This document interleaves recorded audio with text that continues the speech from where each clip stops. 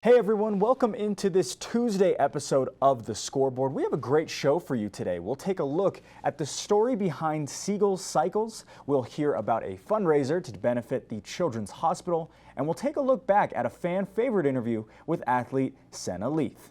Up first, our field reporter Maddie Evans had the opportunity to learn about the incredible story behind Seagull Cycles. Right.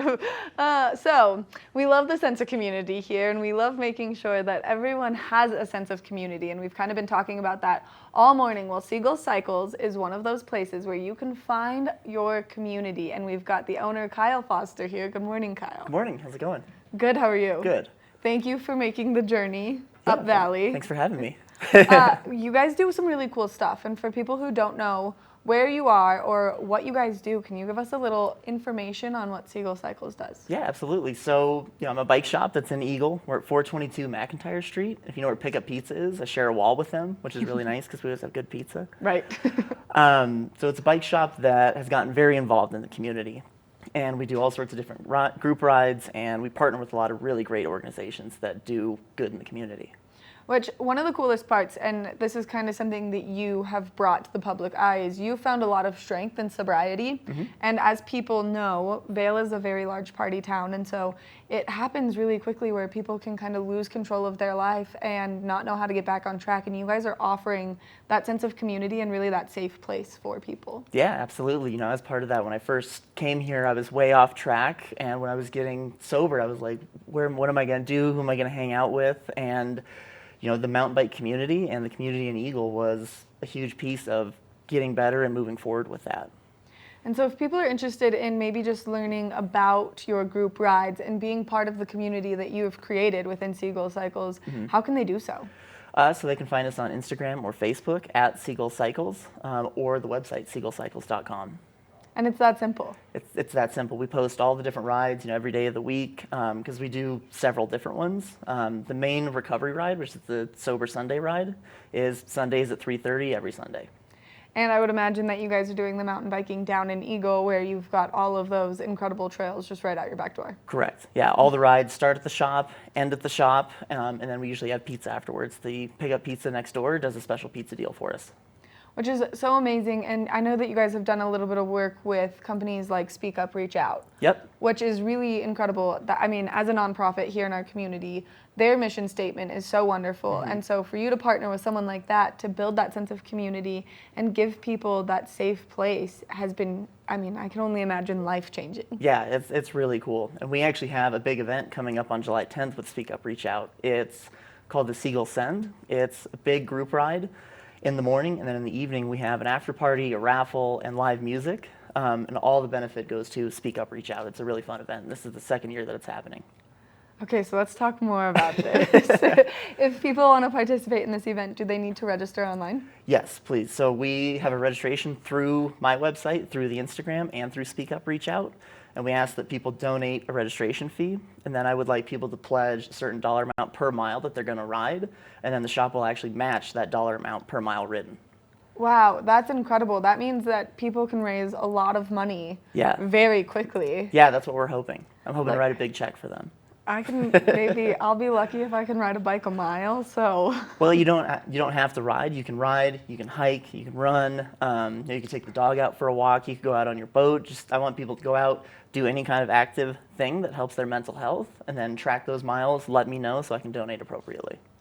That's really cool, and it's really cool that you have taken so much time and put so much energy into not only making yourself feel better, but then taking your own personal journey, sharing it with the public, and then helping so many people find that exact same path. Yeah, it's great. It took me a while to find my community, and it's great to be a helping hand in others find their community and help their mental health and their journey.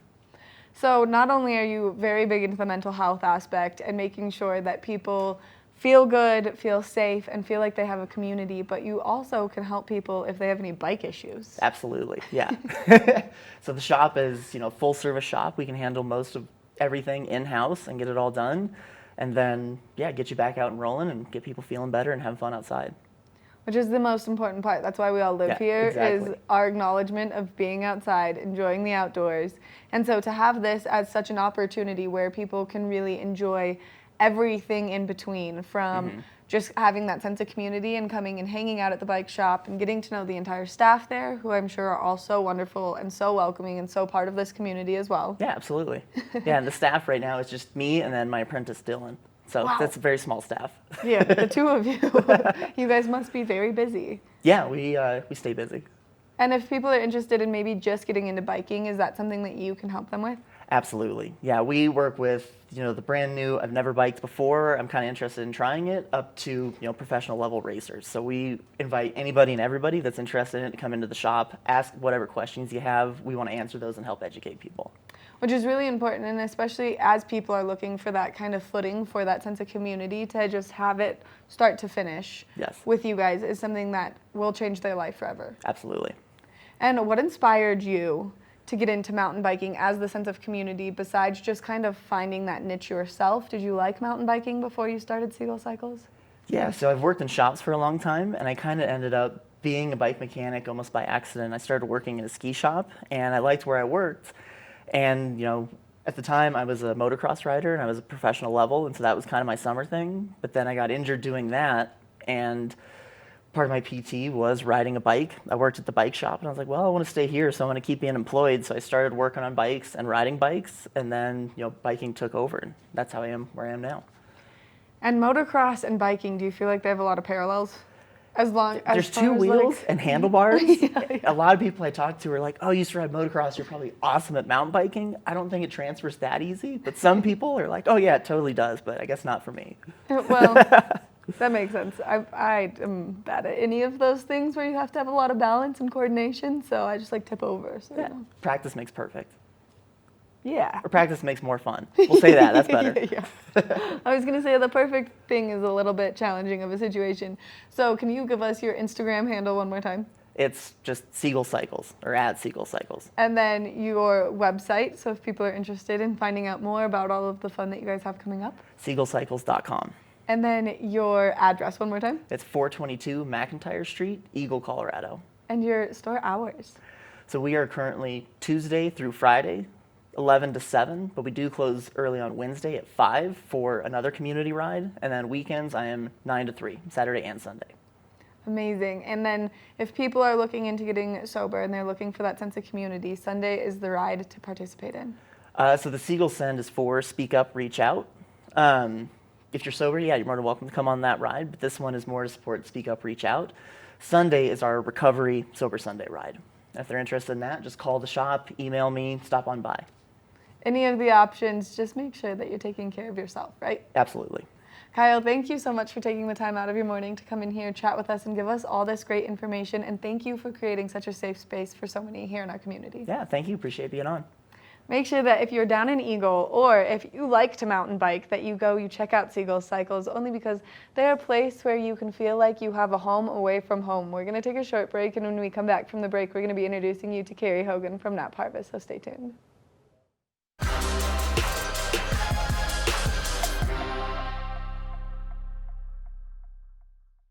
Welcome back to the Scoreboard. I'm your host, Blake O'Rulian, and up next, we sit down with Eagle River Fire Protection to discuss their fundraiser to support local children. We all love the local heroes in our community, but more so when they do things to help the children in the state of Colorado. And I've got the Eagle River Fire Protection team with me, and I've got Cortina and Sean, who are going to give us some great information about an upcoming event and a really fun calendar that they've got going on. Good morning, guys. Good morning. Hey, good morning, Maddie. Thank you so much for coming in here this morning. Well, thank you for having us, yeah. Of course, we're really happy to have you, only because someone promised me some shirtless something or other going on here. Well, not this morning, but if you were to make a donation, maybe we could talk about that, and certainly later in the summer. So for people who don't know what the calendar is, and really what you guys are doing right now, because you guys have a big, huge push to help out at the Children's Hospital, which is so cool, and especially for those kids who are maybe burn victims. So can we talk a little bit about the calendar? Yeah, absolutely. I'll take it. Yeah, well, so the calendar helps raise funds for the Children's Hospital for burn victims. They've raised over $635,000 in the last few years. And as we build these calendars and then sell them, all of those profits and proceeds go to the Children's Hospital, along with the events that we do with our tryouts, the reveal party that's coming up.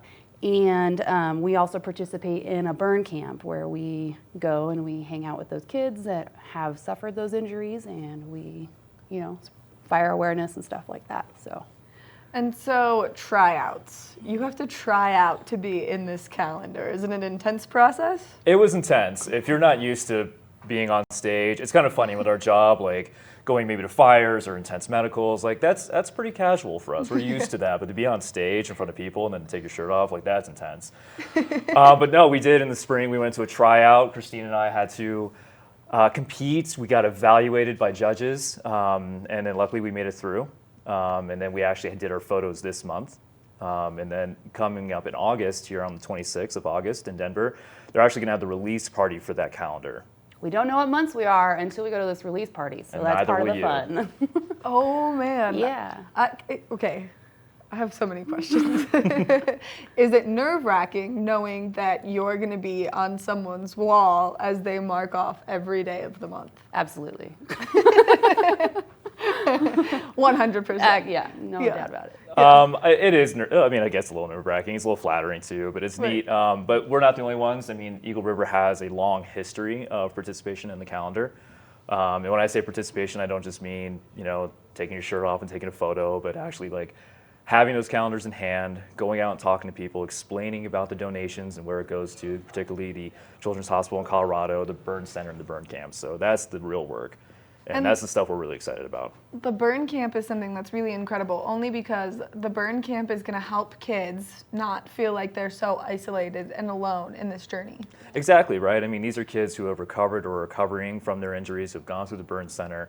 They get to be around children of similar injuries. They get to be around firefighters who have been through the calendar, alumni, including us. And it's just kind of a chance for them to be celebrated. And what's really neat, if I can tack on, is that children who participate, they don't pay a dime. Which is really important, especially because the medical expenses coming from having any kind of serious injury like a burn, and we have a family member, a very close family member, who had a very gnarly burn growing up, and she's had over 20 plastic surgeries to get rid of her burn scars, just to kind of minimize them because they were on her head and her face and her shoulders, and it's not cheap. And so it's great that these parents get to let their kids feel like kids with you guys. Yeah. Mm-hmm. Oh, Absolutely. Like it pulls on the heartstrings. Yeah, and that was really the whole purpose of coming on today, was to want to talk about the event that's happening in August. And it was really important to talk about all the events, because the tryout, this one, any event that the Colorado Firefighter Calendar puts on, all the net proceeds go towards the Children's Hospital of Colorado, the burn center, and the burn camps. Which is really important. And so right now, we have specific questions to ask the public, especially as you guys are getting closer to the reveal party. Mm-hmm. You guys are trying to make these really wonderful gift baskets. Right, so we were hoping that we could reach out to the public and the local businesses around here to help us put this on. Because on August 26th at the Seagull Ballroom at the Denver Performing Arts Center, there is the reveal party. And there's going to be a silent auction, and so they want us to build these baskets so that we can raise more funds on top of the ticket sales and the participation from those people that end up coming to this event. And all of that stuff is, it's a nonprofit, so it's all tax deductible if you do donate, and yeah. Yeah, and it was really important for us to come here today to talk to local businesses in the Valley, because we both work here, and we really wanted to create baskets that people would bid on that reflected the Vail Valley. Particularly businesses that we work with just as firefighters. And if we can get some really high ticket items, that's just gonna increase the high bids and increase all the money that's gonna be raised essentially for the Children's Hospital. Which is so cool, and it's so cool that you guys are here, you're taking the time and you're getting your voices heard right now, and especially because it does all go back to the kids, which is the most important part. Absolutely, and if businesses are interested, they can contact Christine and I directly. I believe I gave you our emails, maybe hopefully that's posted somewhere, or if not, it will be. But donations could be anything, right? It could be merchandise, it could be a voucher, it could be maybe a tasting at a restaurant, or a fly fishing trip, right? A guided trip, or the field of opportunity is as wide as it is deep for businesses to participate. And if people are looking for more information, is there a website that they can access more information on all of this? So the website for the calendar is firefightercalendar.org, and on there should be links to the upcoming events, and also if you're interested in more information on the calendar itself, that website is available. And look, here we go. Here it is. This is the fun that everyone is gonna get to participate in. Yes. And so I think that everyone should just go online and buy their tickets. My roommate and I have already talked about it this morning. We're gonna buy VIP tickets. We're gonna be there.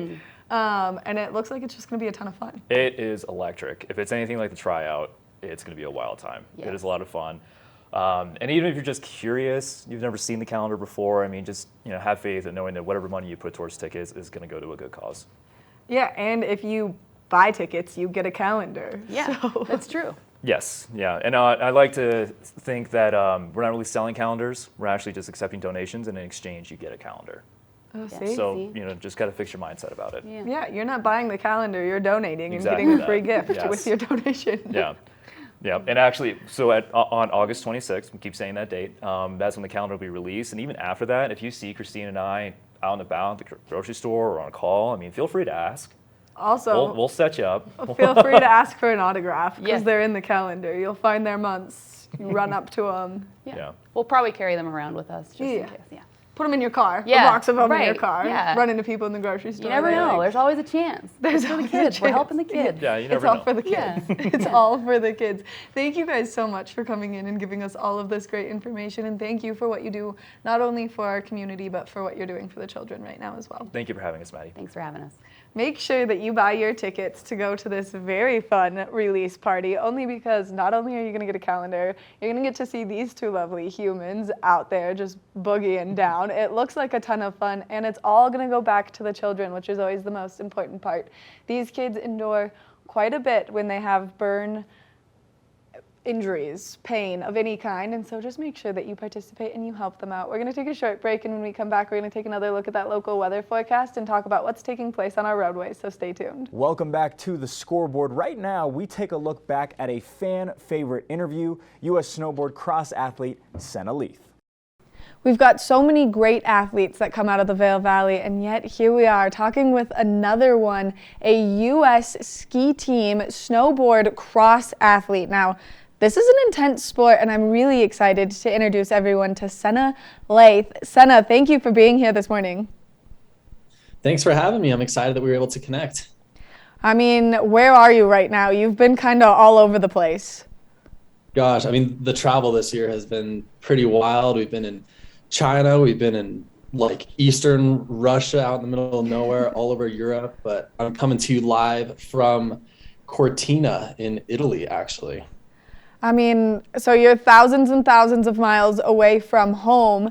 And for people that don't know what snowboard cross is, can you just give us like crash course definition?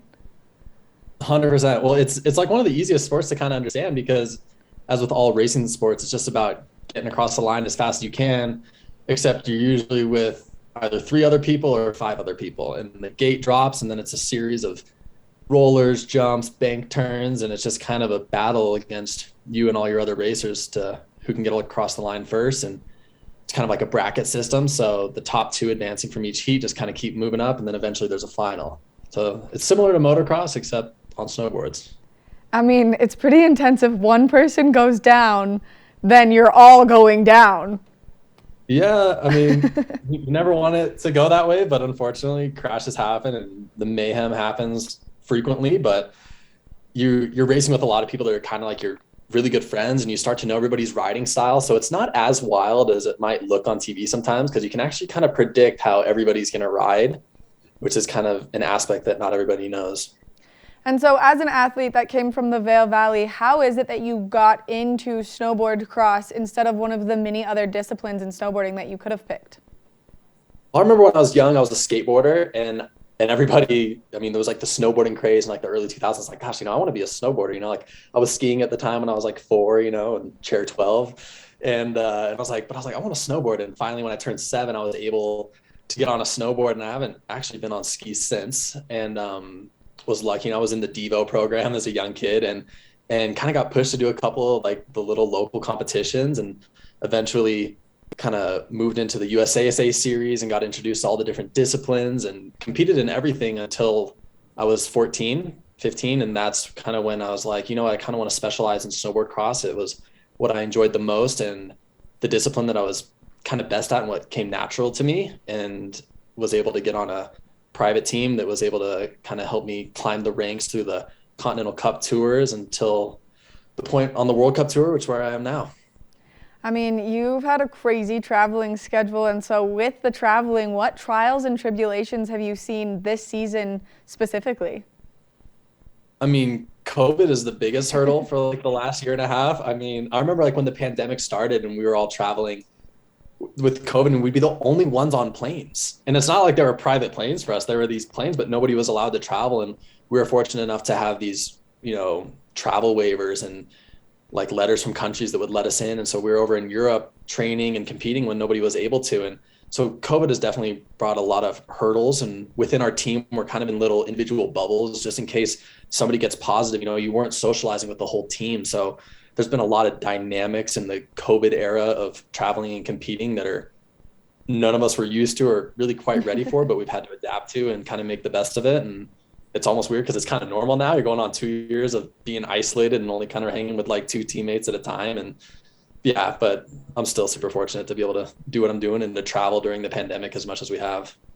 I mean, it's a brutal situation completely all around, right? And then not only that, but you're trying to stay healthy and stay fit and stay active so that you can compete at your highest level when you're out there in places like Italy right now competing. And so I can only imagine the stress that the COVID brings. So when you come home to Vail, what do you do to stay in shape for your season?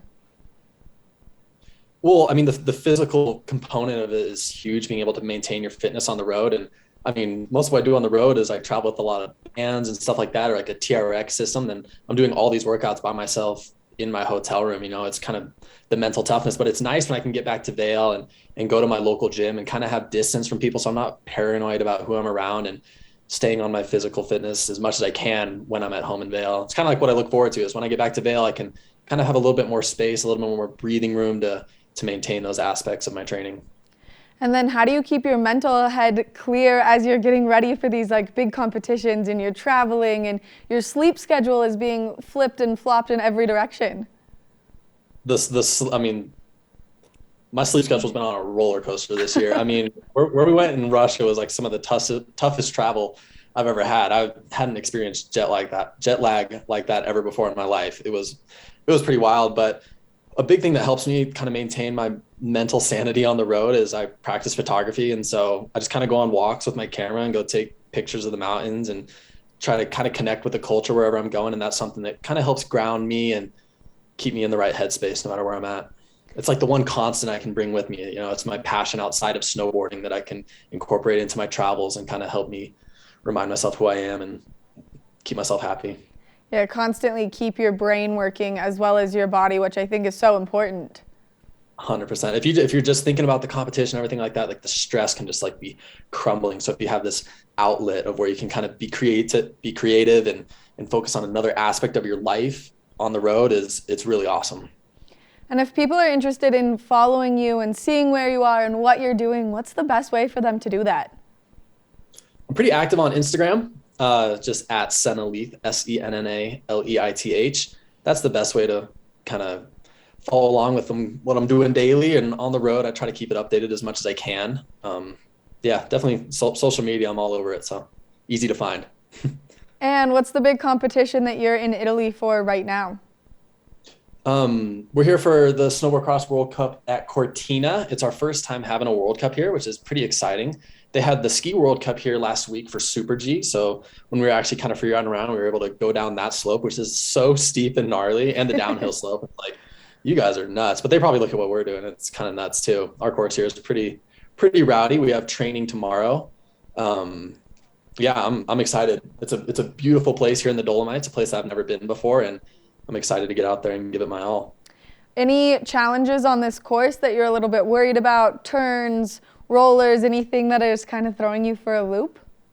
Well, so today was course testing, which is like when a couple select athletes that kind of like volunteer themselves a little bit, kind of get to be the guinea pigs on the course. And usually it goes super smoothly. And today was like not smooth. It was like The course is a little gnarly. It's like you're definitely a little scared to drop into it tomorrow. A couple of the jumps are pretty fast and got some kick to them, so you got to make sure that you're ready and prepared for whatever the speed's going to be like tomorrow. And it's actually going to be a night race here. So tomorrow we have a training in the morning during the day to get into the course, but then tomorrow night we also have a session where it's training at night underneath the lights, so we know what that's going to be like for the following day on race day. I have so many questions for you now that you've just opened this can of worms for racing at night. Are there just a whole different trial and tribulation going into racing at night because it's dark and I actually love it. Really? Yeah, I think it's just like a kind of a cool dynamic. Where we were in Russia was up in Siberia, and so like the sun didn't rise until 10, so it was kind of like racing in the night a little bit because we had to have lights on the course. Yeah. But here there's like really good lights, and the light today was a little bit flat, so there's actually going to be kind of better visibility at night, I think, with the lights and how it can contrast in the snow. So I think that's going to be good, but I kind of love the energy of competing at night because it's kind of electric and different and something that we're not totally used to. I've only ever done one night race, and it was in Moscow, Russia back in 2018, and it was awesome. I remember being like, God, this is so cool. You're like underneath the lights. It reminded me of the Honda sessions as I was a little kid back in Vail, way back in the day, which was like a big snowboard competition at the time. And I remember going like watching underneath the lights, and I'd never had an experience of competing in that kind of setting. So I don't know. I like it. It's a cool dynamic. Oh my gosh, Senna, I'm so excited to see what the rest of the season holds for you and see what's coming down the pipeline as you continue into your season. And then you're going to be home soon, and you can just join me on the couch. Let's do it. I'm excited. Back to my favorite place in the world. I mean, I love traveling, but there's no place I love more than Vail. It's home, and it's a really special place, and I always look forward to coming back. I mean, we look forward to having you back and, like I said, keeping up with what you're doing this season. So thank you again for chatting with me this morning here in Vail, but your afternoon and the crazy time difference and everything. I'm glad it worked out, and thank you so much for having me on, and I'm looking forward to connecting when I'm back in Colorado. I look forward to that as well. We're going to take a short break, and when we come back, we've got more of the show, so stay tuned. That's all the time we have for today's episode of The Scoreboard. To see more content, visit us online at thescoreboardnation.com. For Maddie Evans, I am Blake O'Ruling, and we will see you all next time.